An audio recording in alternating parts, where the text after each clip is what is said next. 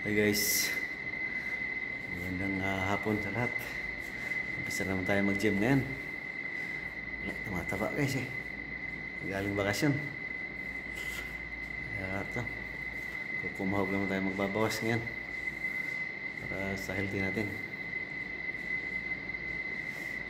Guys, mag-iisa muna. Mag-iisa lang, walang kasama. Kailangan magsipag. Mahirap na, panay kain na lang.